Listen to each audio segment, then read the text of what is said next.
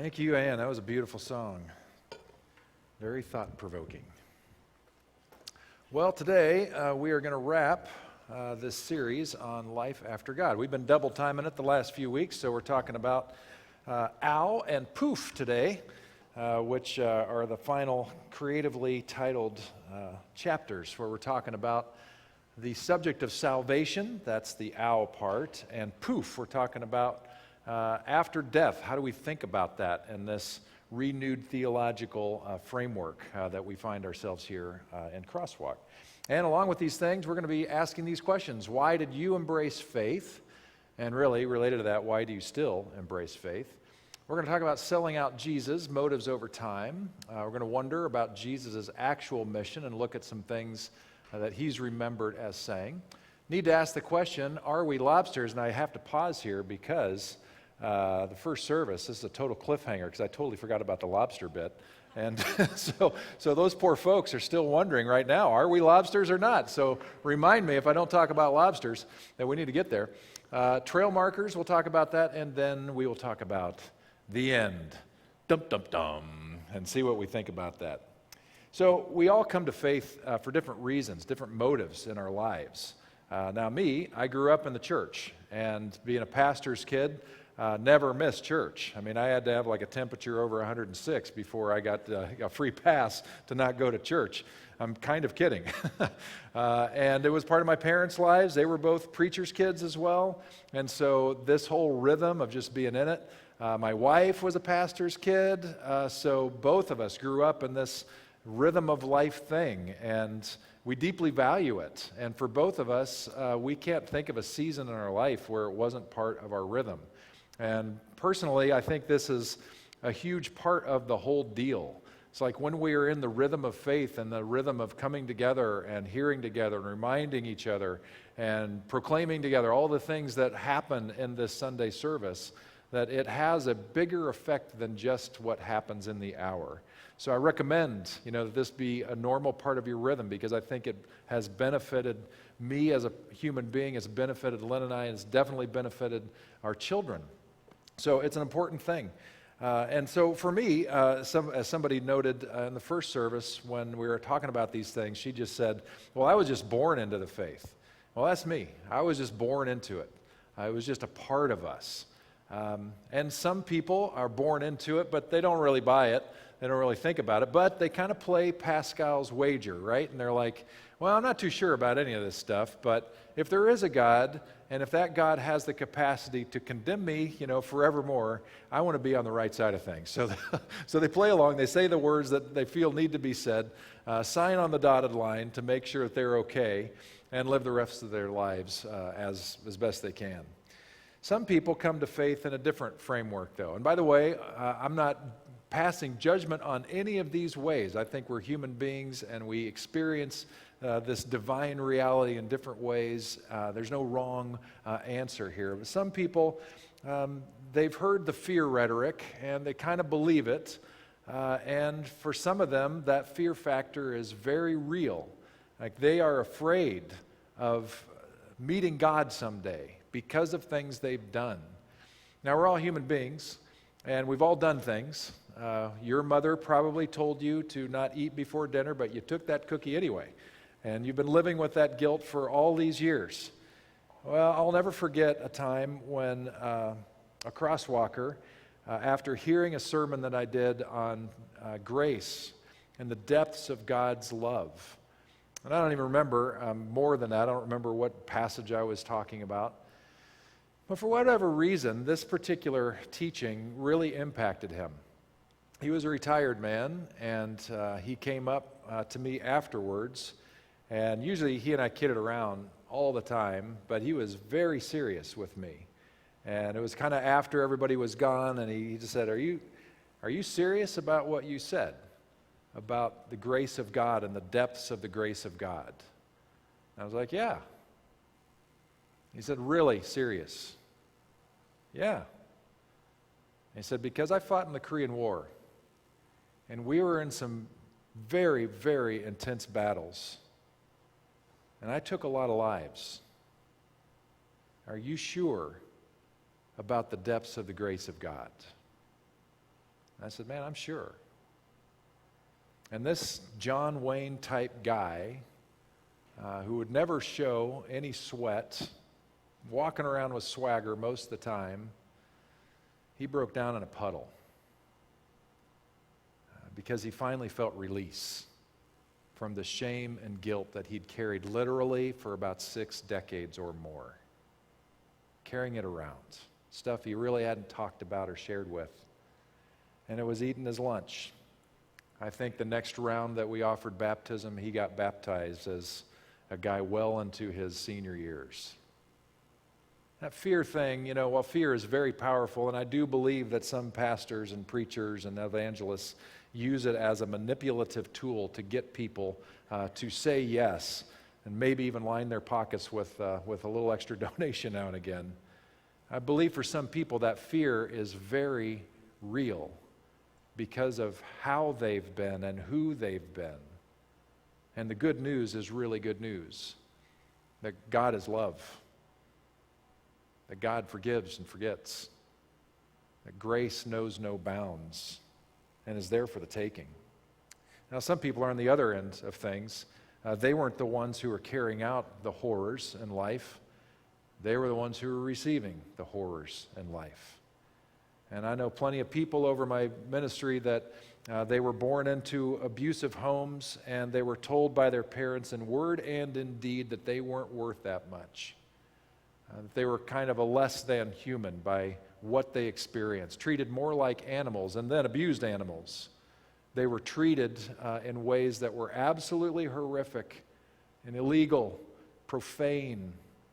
Nothing about it spoke or communicated love in any way. Sometimes people get married to people like this, and they didn't know it getting into it, but once they were in it, they experienced the same kind of belittling, same kind of dehumanizing. And they began to hear and tell themselves the same thing. They are not worthy of love. They are not worthy of love. They're not worthy of love. And so when they hear about the gospel, the good news of Jesus, and they hear stories about Jesus going to people just like them, who'd been told time and time again, you're just not worthy of the love, even the love of God. And Jesus is saying that's just not true and embraces them. And they own that for themselves. It's a powerful, powerful experience. And I've seen this happen over the years, many times. From a high school girl that I was a makeshift counselor for at a church camp who somehow owned these messages and broke down because of the love of God, to people deep into their retirement and close to death who thought that they were just less than. This gospel is very good news. So if that's the reason why you came, that's great, because actually both of those reasons were part of Jesus' good news. He eliminated fear for a lot of people who were told, well, you better be afraid. And he rose up people, lifted people up with grace and love who were told they could never be loved. In our country's history, this has been abused and manipulated. And actually, church history shows, all the way, long before the church even existed, even in the rhetoric of our ancient Jewish tradition, you see mixed motivations of how prophets were using the faith to try to control people and manipulate people. And sometimes they were spot on with shalom, and then at other times, you could kind of hear them weighing in and adding in their own voice and their own opinions. And you see these conflicting voices even with the Bible itself. Two prophets who are speaking to the same situation but from different sides of the table, and both claiming to be speaking of God. So we know this is a part of the human tradition and part of the faith journey, and certainly here in America that happened. In the early 1800s, there were people in the more rural parts, more undeveloped parts of our country who were not satisfied with what they saw in our country's leadership. Now, despite what you may have heard, our founding fathers were not Christian in the way that we think of, but rather they were deists. By and large, they believed that God was up there somewhere, but really didn't have anything to do with us today anymore. So they weren't these evangelical people that sometimes they're painted to be. That wasn't in their equation. You can read about this yourself in history. Read about Jefferson and why he wrote his own version of the Bible and stripped it of anything miraculous. That's because you got a deist who's holding the pen. Doesn't take anything away from other good parts of them, but people in our country recognize the difference between what they were believing and what they, the rural folk, were experiencing. And so they began to be a people of the book once again, reading the Bible for themselves, reading things that they hadn't heard articulated in their leadership. And this became the genesis of Christian fundamentalism, which was ratified 100 years later. That fundamentalism showed out in how people preached. And so you had people like a guy named Charles Finney in the 1800s, who was one of the original hellfire brimstone preachers, who let people know, and with no problem, no shame, no anything, using the kind of manipulative tools like, if you died tonight, do you know where you're going to go? And literally scaring the hell out of people with the threat of God, trying to encourage them to say, love, God is all love if you say yes, but if you say no, well, not so much. The logic was gone because of the emotional power of the fear that they used to encourage the crowds to take this thing seriously. Very real stuff, and you've heard it. Some of these guys were literally railway preachers going out to the Wild West. And so they're talking to a literal group of tough cowboys who just might that night get in a bar fight and get killed. And so when they're asking that question, you might literally die tonight, they're not kidding. It's not like talking to us who, like, the odds are really good we're not going to die today, right? But if you're in the Wild West, it really was wild. And so you never do. So it was a serious question. And they found out that fear worked. So when Christian fundamentalism really began to grow in the early 1900s, this was a primary tool that was picked up by a guy named Billy Sunday, who was the guy before Billy Graham. And Billy Sunday and Billy Graham used this to perfection, and got throngs of people in their stadium events to say yes to Jesus. The motive largely being, it's more than this, but end of the day, the motive largely being, you better say yes. And I'm wondering how that has crept into your understanding of things, because I'm sure that it has. I'm sure that maybe even it did. Doesn't mean that Billy Sunday and Billy Graham, should be kicked out or never taken seriously for any good thing that they've said. All I'm saying is that this fear rhetoric was a part of our Christian culture in America, and I'm wondering how that plays out with you today. And I'm wondering if Jesus used the same kind of rhetoric when he was going around, because he was an itinerant preacher. What did he do? And so, let's just take a couple looks at some of the things that he said. Right after he came back from his baptism camping trip, where he got his vision straight and kind of understood what he was about, he went to his local church synagogue, or his hometown synagogue in Nazareth, hometown crowd. He was the guest speaker of the day, which meant in that setting, the text that he was going to preach from was not given to him, but he got to choose from anything he wanted in the Jewish scriptures, and he chose this to speak about. He said, "The Spirit of the Lord is upon me." This comes from, I give you the chapter here, it's from Luke in the Gospels, but this is speaking from Isaiah. So he's borrowing the words of Isaiah. "The Spirit of the Lord is upon me because the Lord has anointed me. He has sent me to preach good news to the poor, to proclaim release to the prisoners and recovery of sight to the blind, to liberate the oppressed, and to proclaim the year of the Lord's favor." It's interesting what's not in this statement. There's no immediate condemnation, no fear of death, no you better or else. He's just saying, this is what I'm about. And it's all about going to those people who've been told otherwise, lifting them up out of their space. In another passage, he says this, "I am the door. Anyone who enters in through me will be saved," will live, technically. "He will come in and he will go out freely and will find pasture." The thief, the antithesis of Jesus, comes only in order to steal and kill and destroy. I came that they may have and enjoy life and have it in abundance to the full until it overflows. It seems here that Jesus isn't talking about afterlife at all. But what Jesus is saying, if you follow my way, if you follow what I've learned about relationship with God and being in this thing with God, your life's going to be better. It's going to be better for you. You're going to experience the fullness of life as we were intended to do. He's not talking about afterlife at all. And finally, in his last prayer, he said lots more than this, but this is one of the last things that he's remembered as saying, his final prayer before he's arrested. He just utters this. This is eternal life, to know you, the only true God. I'm not asking that you take them out of this world, but that you keep them safe from the evil one. They don't belong to this world, just as I don't belong to this world. I pray they will be one, Father, just as you are in me and I am in you. I pray that they also will be in us, so that the world will believe that you sent me. This is kind of esoteric, but recognize what Jesus is saying. He's saying that the disciples had the capacity to experience this unity, this oneness with God, just like he did. He's not asking them to pluck them out of the world, but to keep them in the world, but keep them in the zone, so to speak. There's no talk, there's no rhetoric about you're going to burn in hell or else. Help them be good evangelists to save people from that terror. It's not even a part of the equation. He's talking about all good things. He's talking about shalom.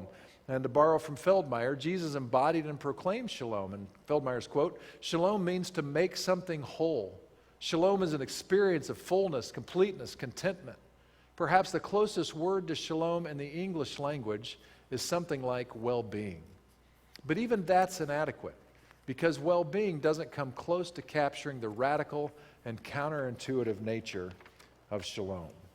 This is Jesus' mission, and it's not about hellfire and brimstone. I'm going to give you my 2 cents on, well, what happens after we die, and how's the end of the world going to happen, and how do we make sense of that? So I'm going to give you that briefly in a little bit. But first we need to talk about where we are in our motivation with our faith relationship with God right now. Where did it begin? Where are we now? Where might it be going? Now, Feldmeir, in his 7th chapter on the owl, he offers 3 different kind of zones, or not quite levels, but sort of stages of faith development.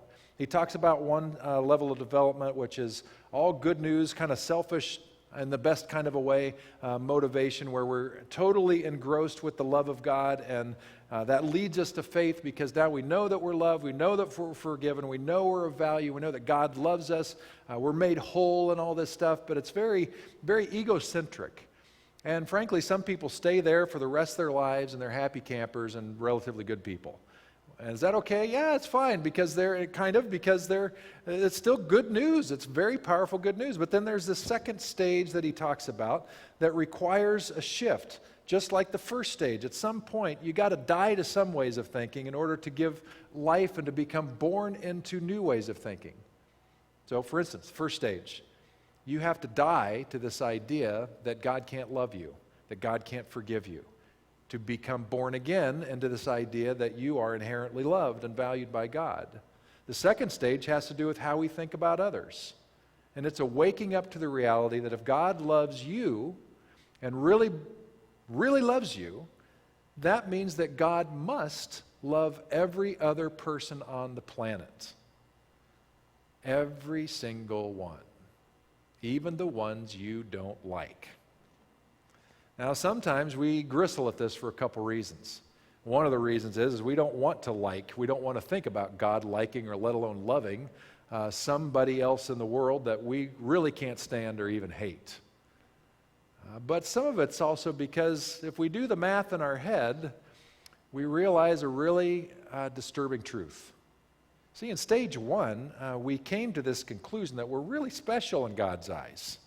We're special and adored and loved by God.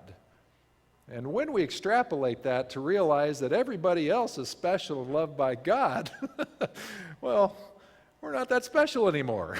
You know what I'm saying? And that's a hard pill to swallow. What about me? I thought I was special. Well, here's the good news. You're still special. Just because everybody else is special doesn't take away from you being special. It just means we're all special. And I really mean that. You're extraordinary. There's not ever going to be anybody like you ever again. It's impossible. Nobody's going to have your genes. Nobody's going to have your history.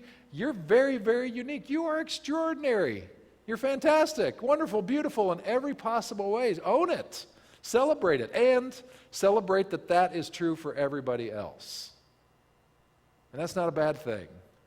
It helps us have eyes to see other people differently.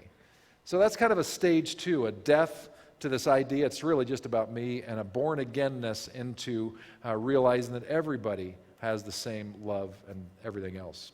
And the final piece is, or the final stage that Feldmeir talks about, is a death to thinking that we can go on living life the way that we always have, letting that die, and really being born again into the Jesus way of life, which is almost always selfless and at times sacrificial. Maybe not with our actual lives, but with our resources, with our time, our money, our passions. Are we about the things that Jesus was about? Do we care about that enough? Are we actually following in the footsteps of Jesus, or are we just treating Jesus like a good idea? That's sort of one of those final pieces. Each one of these stages, by the way, really does require a death in order for the born-again thing to happen once more. You know, the born-again phrase, that is borrowed from Jesus in John chapter 3, where he tells this Jewish thinker, you have to be born again in order to be in relationship with the Spirit of God. And Nicodemus is like, I don't even know what that means. So Jesus tries to unpack it in different ways. Evangelicals and evangelical preachers, I mean that in a very technical sense, have used that idea of born again, Billy Graham certainly did, to get people to really identify when was the moment that you said yes to Jesus, because that was the moment that you were born again. The Gideons, who've been famous for putting Bibles in every hotel room and handing out little New Testaments in campuses all over, they even have a thing in the very back of their, or I don't know if it's in the front or the back, but it's somewhere in their little New Testament where you can write the date of when you were born again. Now, in some ways, that's kind of cool, because if there was an actual moment where you had this epiphany of faith and you said yes to the way of life and faith, that's kind of cool to have that, but there's a real big negative downside to it too. When you put a date on the born again, you're kind of making that a final thing. You're kind of saying, I was born again at that time. But here's the reality. It was never meant to be seen that way. For the course of our lives, we are to be born again and again and again and again and again and again and again and again and again until we die. Because the whole thing is a refresher. The whole thing is reprocessing all the time. So my question for you then is, when was the last time you were born again? Because maybe that's a more relevant question. Now, one part of Feldmeir's framework here, I agree with the general moves that he talks about, but one thing that I want to caution against, especially if you've read it or not, is that, I think we're prone in our Western society to think about achievement and making sure we're hitting the mark and graduating. And we can kind of look at these stages of faith, which is kind of on the self-centered side to at least a more gracious vision side in stage 2 to a selfless side, and we can kind of look at this as a progression, like, oh, well, where am I now? And once I hit this level, have I really gotten home? Am I acing the test? I don't think that's how it works. I think over the course of our lives, we're all over the map, and I think it's okay. I think some of you have gotten to places where you have incredibly gracious vision of people, and you're so spacious in your love and your grace and your gratitude toward other people, and then something happens to you. Somebody does something to you, and they wound you. And you got to go back to stage 1 for a while and just remember, I'm loved, I'm loved, I'm loved, I'm loved, because what I just experienced is anything but that. And it's really hard for you to think about loving that person, and you can't for a while. So I'm giving you the freedom to ebb and flow with this thing, because that's reality anyway.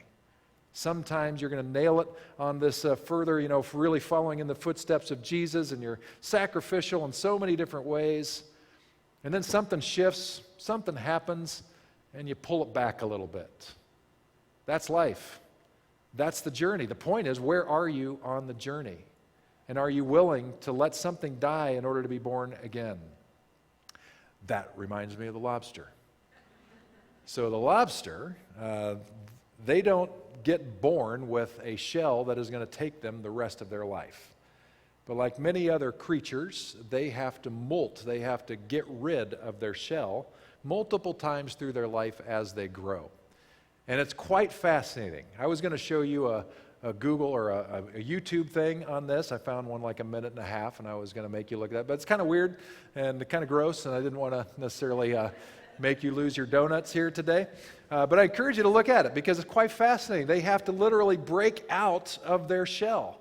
And there's different ways they do this. And, you know, because they're in the water, we can't hear them screaming, "Ah! This is so terrible." But they're probably doing that, and they're probably reacting just like you did as, as their shells finally come off. And when they're free of their former shell, the coloring, you guys know lobsters, right? How many of you love a good lobster? Right? And when you're eating that lobster, the kind of the surface of their skin is red. Well, that's the beginning of their next shell that's going to be growing on. So next time you soak that thing in butter, just remember what that poor lobster went through. Well, anyway, that's what they have to do. Life is like that. We are lobsters. And by the way, I don't know about you. Have any of you ever met a lobster that refused to give up its shell? They are the grumpiest sea creatures. I mean, don't even try to have a conversation with them, you know? How many of you met Christians, people of faith, who struggled to give up their shell? They're grumpy. They're snappy. You can't have a conversation with them. Don't let that be you. It probably will be you, and something will remind you, oh, that's right. I have to give up the shell because I'm growing, or I'm being encouraged to grow, and I can't hold on to the shell that has protected me all this time. I need to take the risk of letting it go, which means vulnerability for a while, because you're not going to have a shell, and you're going to feel very exposed, and that's okay. That's just a part of it. But we must, because that's who we are and what we're supposed to be about. Some of these are really difficult. Bernard Loomer, who is a theologian from a generation past, he said one of the evidences of our growing in our faith is an enlarged heart, that our hearts have expanded beyond ourselves to love the other and to love each other tangibly. There was a guy named Will Campbell who was a pastor, preacher, and social activist. He was actually one of the people escorting black students into Little Rock High School when it first became integrated. Remember those photos? Some of you are old enough to maybe remember the live footage. And as these black students are being walked into the school, the sidewalk is lined with white protesters, some of them very Christian looking, with placards with absolute hatred and racism written on them, yelling insults at these students as they're going in. And this pastor advocate, white guy, is walking in with them to make sure they got safe passage. And because he was a pastor, he got hate mail from more conservative Christians who did not agree with him. I mean, vicious hate mail. And frankly, he would say he hated those people who were hating him. After a while, though, he realized that if he was hating them as much as they were hating him, you know what I mean, then he wasn't any better than his haters. So he made a radical change in his life. He decided to get to know some of the Ku Klux Klan members in his community. And the way he decided to do that was by sipping whiskey. Now, I don't know if he needed a lot of whiskey to be able to sit down with these guys. We don't know that detail, but he sipped whiskey with these guys as sort of a way of breaking bread, getting to know them, hearing their story. Over time, trust was built. He became known as the chaplain of the Klan. They knew he didn't agree with them, but they respected him. And in time, he had influence even over those folks. And as he would become more and more known as being the chaplain of the Klan, he got hate mail. This time from the more progressive Christians saying, "What are you doing hanging out with these people?" And his statement back to them was simply this: if you're going to love one, you got to love them all. If you're going to love one, you got to love them all. That's kind of where I think God is constantly wooing us. We can't always get there overnight, by the way. There's a lot of healing that has to be done with certain people in our lives who've caused us considerable pain. There's a lot of work to move forward in these ways, but the woo of God, the shalom of God constantly is pushing us, pushing the wind in our sails toward shalom always. So I don't know where you are in your faith and your experience and all that, but I hope you'll take pause to figure that out. Where are you right now? Where have you been in your journey? Where are you now, and where are you sensing the woo of God calling you forward? And that brings me to this final question about the end of things. What happens when we die? What do I think about that? By the way, in a few moments, because I'm not going to spend too long on this, we'll do this version of the Lord's Prayer, which we try to end with some version of the Lord's Prayer every week. And I just want you to notice again, just to say it again, that Jesus' prayer that he taught his disciples, this is just a modern reinterpretation of it. It's all about now. It's all about, what are you doing now? It's not about, God, clean me up before I die so that I can get through the pearly gates. It's all about, who are we now? And this represents a person who is humbled before God, recognizing that they're not always going to get it straight. And in that humility and in that love of God, what can I do with my life that is going to exemplify and translate all the love that you've given me into the world around me? Food for all, justice for all. Forgive me my sins as I forgive those who sinned against me. All of that. It's a beautiful, beautiful way to think. And it's all about now. I've got good news and bad news for you, by the way. The past is past. It may still be haunting you, but you can't live there anymore because it's gone. It's past.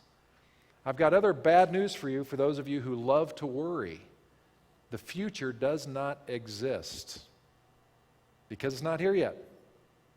Your angst and your worry, all that may be for naught because it's not here. What you have is right now.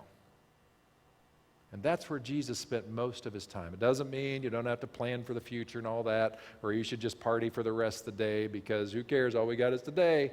Well, there's going to be another today tomorrow, but you get my gist. Where it's all about now.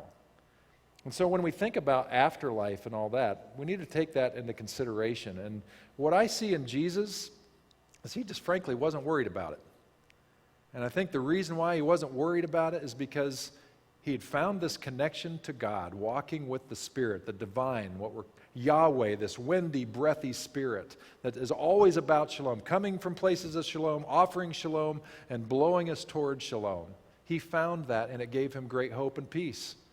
He didn't need to worry about signing on a dotted line or making sure he got his faith right because he was already right, because he was in relationship with this Yahweh. He knew he was already in the flow. And he had some experience of this flow seems to have been around forever. Our ancestors deep in the faith were calling this presence Yahweh and calling it very, very good.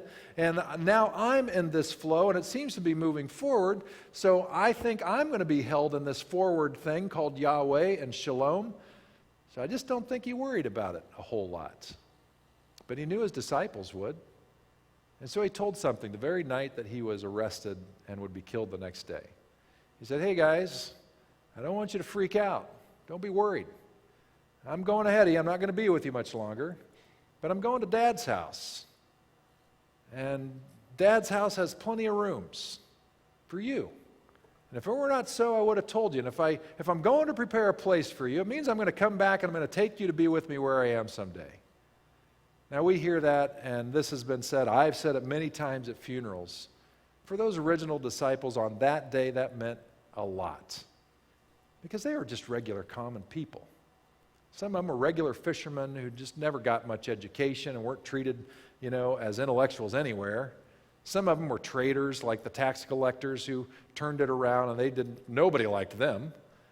And so they were wondering, is God really going to care about us? And so in their vision, in their time and place, this idea that God would want them in the family compound, which was what the vision was, because the vision of success in ancient Israel at that time was, if you really made it, it meant you had a really big family compound where everybody could be together. You could all eat dinner together all the time. It would be this one big happy family. That's the picture people had of heaven. And so when Jesus says, you are going to have a place in this compound, that meant everything. Because the guy who they'd entrusted with, who was walking in shalom, was telling them so. And after Jesus was gone, and now they had the sights on them, they were wondering, they were hearing from all the religious people around them, you guys are wrong, you're wrong, you're wrong. And they just kept going back to this thing. Jesus said, there's a place prepared for us, that Dad wants us there. And that gave them great hope. Now today, we would change the picture.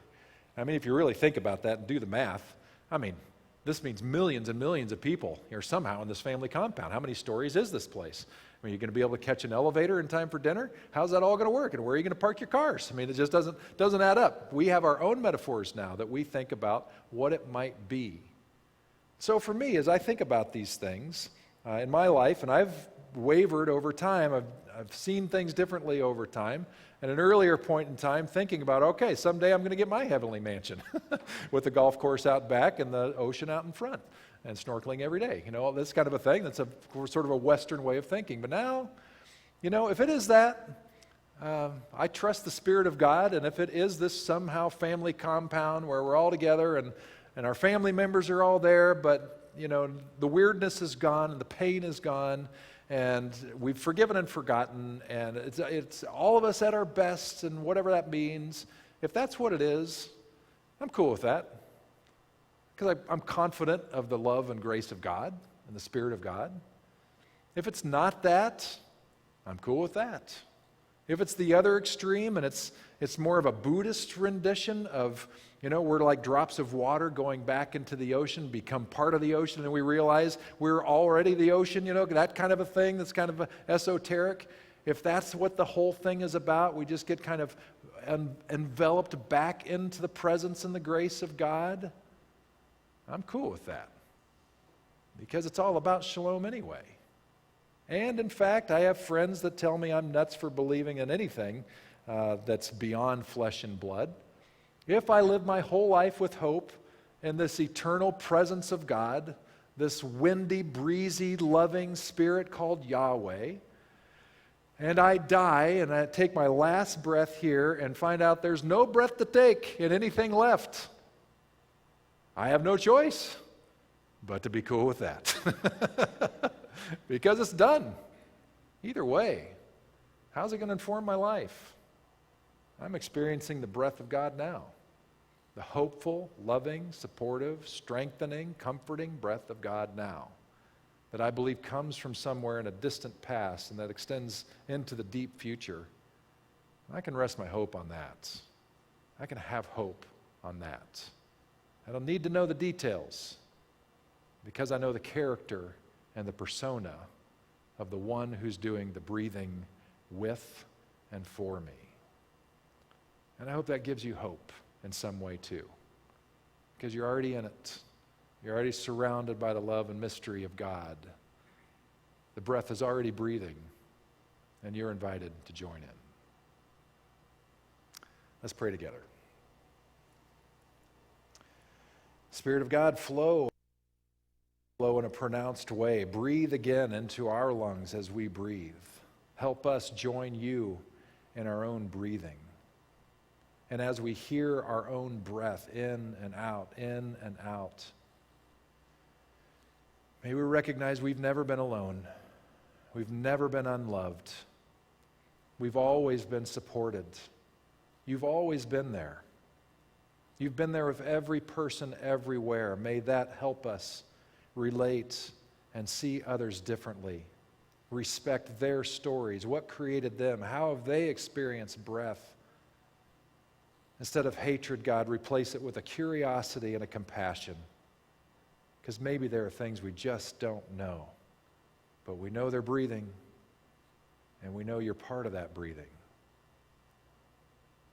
And as we march forward in our lives, God, and as we hit stumbling blocks that cause us to reel and recoil and lick our wounds, may we know that you are still there, patching us up all over again, helping heal our eyes all over again, that we might trust, that we might love again, that we might even sacrifice again and again. Help us, God, get rid of our lobster shells so that we would continue to grow, continue to breathe, and continue to know that we are held, we've always been held, and we always will be. May that give us the foundation and support we need for all of our lives, however far that goes. It's in the name of Jesus that we look at the screen and repeat together this prayer that Jesus taught. Ground of all, Mother, Father of the universe, your name is sacred beyond speaking.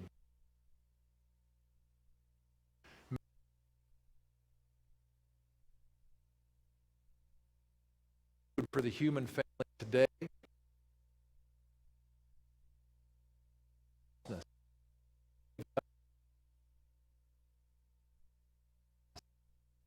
for in our time of conflict, but lead us into new beginnings. Light of life, power of life, and the glory of life are yours now and forever.